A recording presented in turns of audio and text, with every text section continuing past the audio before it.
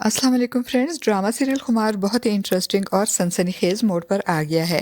कहकशा बेगम और उनकी फैमिली का मकाफाती अमल शुरू हो गया है और जो कुछ उन्होंने हरीम के साथ किया था अब सूद समेत इनको वापस मिल रहा है। खुमार की आने वाले एपिसोड में हम देखेंगे कि कहकशा बेगम, जिनको अपनी दौलत और शोहरत पे बहुत गरूर होता है और जो फाइज को फोर्स करके हरीम को तलाक दिलवाने वाली थी, ऐन उसी वक्त इनको अल्लाह की बेआवाज लाठी ऐसी पड़ी कि एक तरफ इनकी बेटी की बारात वापस चली गई और दूसरी तरफ पुलिस इनके शोहर शेख फुरकान को गिरफ्तार करके ले गई, जिसके बाद कहकशा बेगम को हरीम के साथ की गई अपनी ज्यादतियों का एहसास हो जाएगा।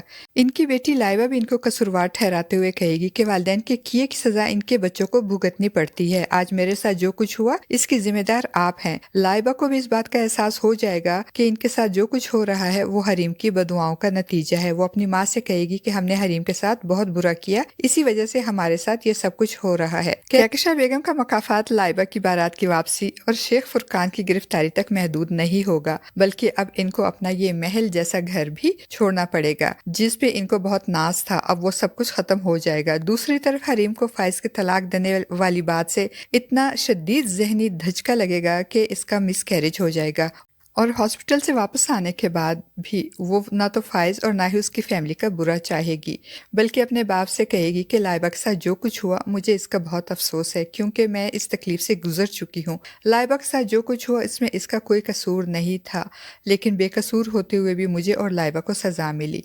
फाइज ने गलत फहमी का शिकार होकर मेरे साथ जो कुछ भी किया वो मैं ज़िंदगी भर नहीं भूल सकती। हरीम की बातों के जवाब में हरीम का बाप कहेगा कि बेटा तुम ठीक कहती हो, लेकिन तुम्हारा असल मुजरिम फाइज नहीं बल्कि नासिर है। ये सब कुछ नासिर की वजह से ही हुआ है। दूसरी तरफ कहकशा बेगम को एक के बाद एक नया धचका लगेगा। अब फाइज घर आकर इनसे कहेगा कि आपको जल्द अज जल्द इस घर को छोड़ के जाना पड़ेगा। आप अपनी ज़रूरत की चीज़ें उठाएं और लाइबा के साथ लेकर यहाँ से जाएं। कहकशा बेगम फाइज से कहेंगी कि तुम नहीं आ रहे हमारे साथ, तो फाइज कहेगा कि मैं नहीं जा सकता आपके साथ, क्योंकि मुझे अभी खबर मिली है कि मेरे खिलाफ गिरफ्तारी के वारंट निकल चुके हैं और पुलिस किसी वक्त भी आकर मुझे गिरफ्तार करके ले जाएगी। फाइज की बातें सुनकर कहकशा बेगम हैरान और परेशान हो जाएंगी और फाइज से कहेंगी कि तुम्हारा तो इन सब मामलात से कोई लेना देना नहीं, क्योंकि तमाम कागजात पे रायान और शेख फुरकान के नाम और इनके दस्तखत है। फिर इसके बावजूद तुम्हारी गिरफ्तारी के वारंट क्यों निकल चुके हैं? जिस पे फाइज इनको तसल्ली देते हुए कहेगा कि आप जाएं और फिक्र ना करें, मैं कुछ ना कुछ कर लूँगा। और फिर कहकशा बेगम अपना ज़रूरी सामान लेकर अपने इस महल नुमा घर पे एक हसरत भरी अलविदाई नज़र डालकर लाइबा को लेकर वहाँ से चली जाएगी। फ्रेंड्स, कहकशा बेगम तो मकाफात अमल का शिकार होकर बेघर हो गई। अब देखते हैं कि नासिर मकाफात अमल का शिकार कब होगा, क्योंकि इस वक्त तो नासिर बहुत खुश और मुतमईन होगा और अपनी कज़न हुस्ना के साथ अपनी शादी की तैयारियां देकर खुश हो रहा होगा। और नासिर की माँ इसे अपने तौर पर दुआ देते हुए कहेगी कि बेटा, ये जो कुछ तुम कर रहे हो इसका बदला तुम्हें अल्लाह देगा इंशाल्लाह।